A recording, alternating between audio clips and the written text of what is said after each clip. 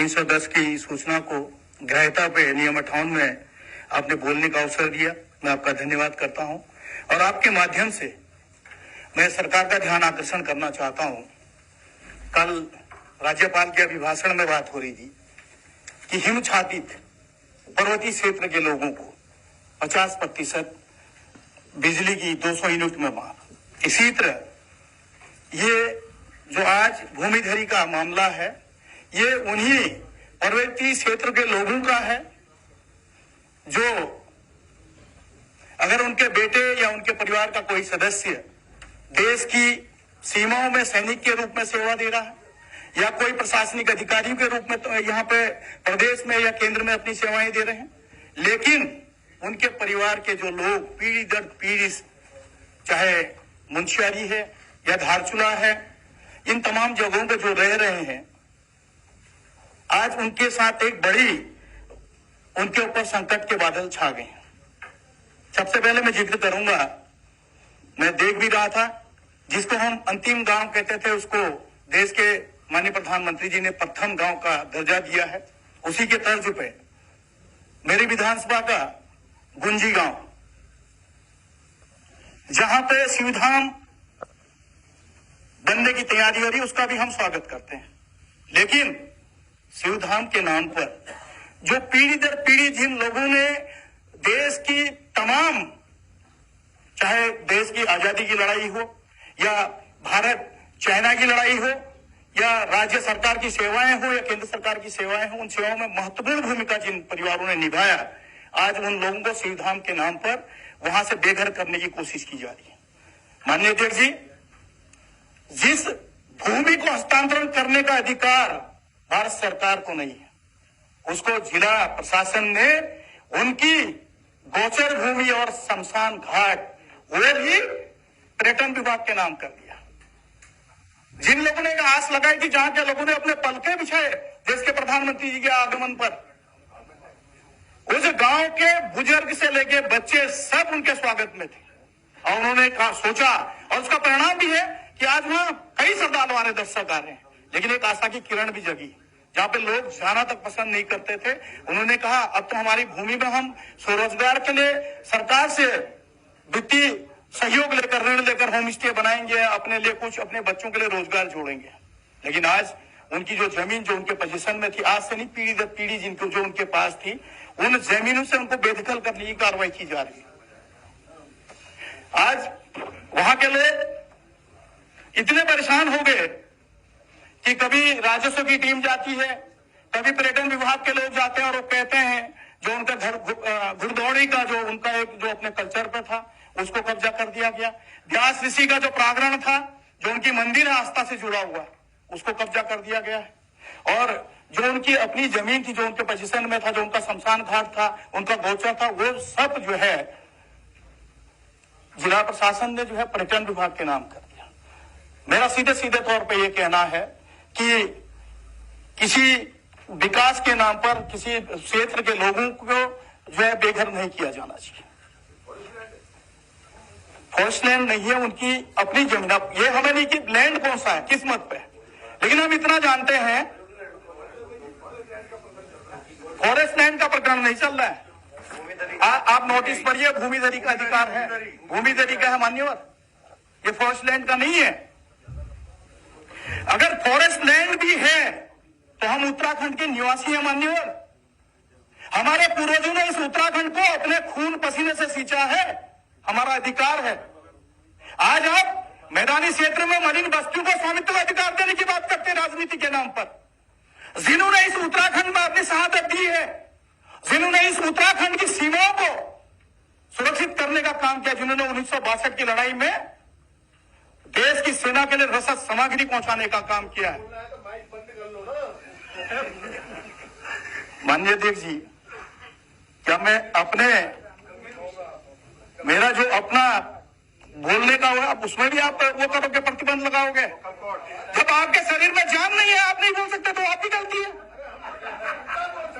तो बोलिए ना, बोलिए, 310 में चर्चा करिए, आज ये सिद्ध हो जाएगा क्या पर्वतीय के क्षेत्र के लोगों के हितैषी हैं, उनके विरोधी, ये तय हो जाएगा। ये बहुत महत्वपूर्ण मामला चल रहा है। ये बहुत महत्वपूर्ण मामला है। ये उत्तराखंड राज्य, जिन्होंने इस उत्तराखंड राज्य के लिए मांग की थी, इस उत्तराखंड राज्य के लिए अपने प्राणों की आहुति दी है, उन लोगों के भविष्य की बात है।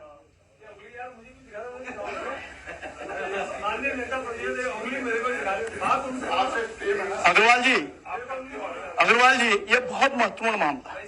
अगर ये प्रक्रिया, इस तरह की समस्या आपकी विधानसभा में होती तो आज आप लोग इस धरती को उठा देते। अभी तक ये पीड़ा है। मैं जब जाता हूं, अरे भाई, जिनके कई पुस्तक वहां पर बैठ गए, उनके पास जमीनें हैं, 200 नाली 300 नाली जमीनें उनके पोजीशन में है, लेकिन उनके नाम पर रिकॉर्ड में कहीं नहीं है। क्योंकि हमारे पहाड़ों में जो पढ़े लिखे थे, उन्होंने तो जब पैमासा चला अपने नाम पर चढ़ा दिया। जो पढ़ा लिखा नहीं था उसका नाम छूट गया। माननीय अध्यक्ष जी, इसी तरह मेरे मुंशियारी में नया बस्ती है, या पूरा मुंशियारी क्षेत्र है। मैंने जब उसमें लोगों से जानकारी ली, स्वर्गीय कालूराम नेताजी जो एक सरकारी संस्था में बहुत अच्छे उच्च अधिकारी के पद पे थे, जब उन्होंने वहां के लोगों की स्थिति देखी तो उन्होंने सरकारी सेवा से इस्तीफा देने के बाद नंगे पांव वहां पर जाने का काम किया और नया बस्ती में लोगों को बसाने का काम किया। इसी तरह बिंदु खत्ता में, मुंशियारी कोपा में, ये तराई में जितने लोग बसे हैं, इन सबको बसाने की लड़ाई कालूराम नेताजी ने, स्वर्गीय कालूराम जी ने किया। और मुझे इसलिए भी पता है, 2016 में जब वर्ग 4 से लेकर वर्ग 10 के भूमि का अधिकार देने की बात आई राजस्व नाम पे, तो मुंशियारी में तत्कालीन मुख्यमंत्री जी ने कहा कि हम कालूराम जी के नाम पे जो है नया बस्ती को कालूग्राम जो है बनाने का काम करेंगे। आज माननीय अध्यक्ष जी, उसी मुंशियारी में, उस नया बस्ती में, जिनके मकान भी हैं, सब कुछ है, लेकिन उनके पास, जिनके मकान भी हैं, सब कुछ है, लेकिन उनके पास स्वामित्व का अधिकार नहीं। ये बड़ा चिंता का विषय है।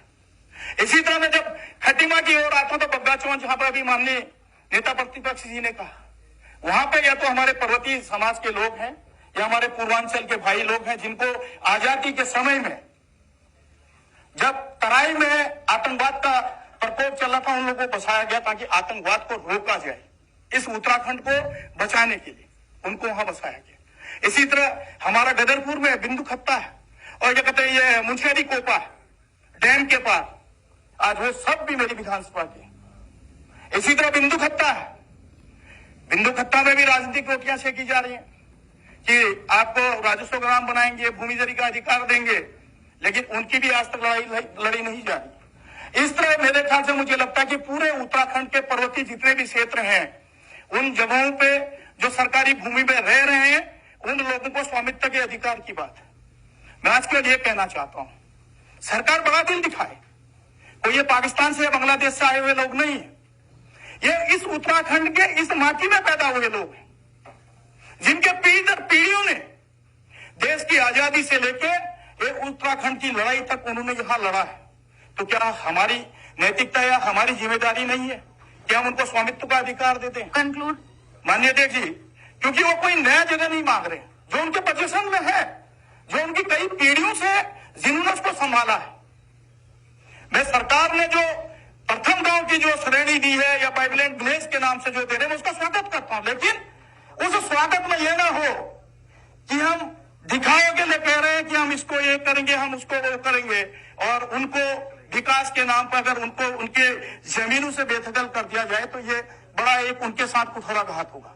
मैं आज आपके माध्यम से केवल मैं सरकार से कहना चाहता हूं कि सरकार फैसला ले, उनको चाहे गुंजी के लोग हैं या मुंशियारी के लोग हैं या बिंदु खत्ता के लोग हैं या बग्गा चौन के लोग हैं या मुंशियारी कोपा के लोग हैं या जितने भी वे लोग जो उत्तराखंड के मूल निवास हैं, जिनकी पीढ़ी दर पीढ़ी यहाँ गुजरी है, जिन्होंने यहाँ पे तमाम इस राष्ट्र के निर्माण से लेके इस उत्तराखंड राज्य के निर्माण में जिन्होंने भागीदारी दी है, उनको स्वामित्व का अधिकार दिया जाए। मैं ये मांग करना चाहता हूं आपके माध्यम से, और मैं माननीय अध्यक्ष जी आपका संरक्षण भी चाहता हूं कि आप पीठ से निर्देशित करें कि धारचूला मुंशियारी जैसे जो दुर्गम क्षेत्र है, जहां पर कोई जाना पसंद नहीं करता था, वहां पर उन लोगों ने अपने सीजनी फसल उगाकर अपने बच्चों की आजीविका चलाई है, अपने बच्चों को IAS IPS बनाने का काम किया। माननीय अध्यक्ष जी, वो क्षेत्र, उस क्षेत्र ने इस उत्तराखंड राज्य को भी 2 चीफ सेक्रेटरियां दी, स्वर्गीय रघुनंदन सिंह ढोलिया जी जो मुंशियारी से थे, और श्री नीरप सिंह नपलचियाल जी जो धारचूला से। आज हमारा आपका गर्बियान से लेके गुंजी कुटी है जो तमाम जगह है, क्योंकि उसमें किसी को ये नहीं पता था, ना सरकार को पता था तब ये होगा। उन्होंने उस भूमि को सींचा, उन्होंने अपनी उस भूमि में खेती करी जो सीजनी जितना होता था वहां करे। लेकिन आज जब उनको कुछ अवसर मिल रहा है वहां पर अपने बच्चों के लिए, रोजगार के लिए, तो आज हम कह रहे हैं कि हम शिवधाम बनाएंगे, हम वहां पर जो है ये सरकारी भूमि है हम सेना को दे रहे हैं। तो क्या उस समय जब वहां पर कोई नहीं जाता था, जब वो वहां पर निःशुल्क सीमा के परेडी के रूप में काम करते थे, उस समय सरकार कहां गई थी? उस समय सरकार ने क्यों नहीं कहा कि आप इस भूमि को छोड़ दीजिए, यहाँ पर आपका अधिकार नहीं है? जब सरकार को जरूरत नहीं थी तो सरकार ने उनको कहा कि आप तो निःशुल्क सीमा के प्रहरी हैं, ये आपकी जमीन है। और आज जब वो जमीन कुछ उनको देना चाहती है उनके मेहनत के बदले, तो आज उनको जो है वहां से खाली कर देना चाह रहे हैं। तो माननीय अध्यक्ष जी, मैं चाहता हूं कि आपके पीठ से निर्देश हो, कम से कम इस उत्तराखंड के पीढ़ी दर पीढ़ी जो पर्वतीय क्षेत्र में निवास कर रहे हैं उन लोगों को स्वामित्व का अधिकार दे। और ये सरकार डबल इंजन की सरकार और बड़ा दिल दिखाए। अगर कहीं पर कोई दिक्कत आ रही तो भारत सरकार से परमिशन ले और वहां के लोगों को अपनी भूमि से वंचित न करें। और मैं इस लोक महत्व के प्रश्न पर मैं आपसे निवेदन करना चाहता हूं कि आज सदन की समस्त कार्रवाई को रोककर 310 की इसमें चर्चा करी जाए, ताकि हमारे विपक्ष के साथी हैं जो कई जिनके क्षेत्रों में भी इस तरह की समस्याएं जो आज सत्ता पक्ष में होने के कारण नहीं बोल पा रहे, वो भी इसमें भागीदारी करें। मैं चाहता हूं कि पीठ से एक निर्देश हो। मैं माननीय अध्यक्ष जी, मैं पहली बार नहीं लाया, मैं 2018 से इसको भी ला रहा हूं, क्योंकि उससे पहले इसलिए नहीं लाया कि उसमें भूमिधरी का अधिकार वर्ग 4 से वर्ग 10 तक देने की कार्रवाई हो गई, बल्कि मेरे मुंशियारी इन जगहों पर तो मालिकाना हक मिल जाता।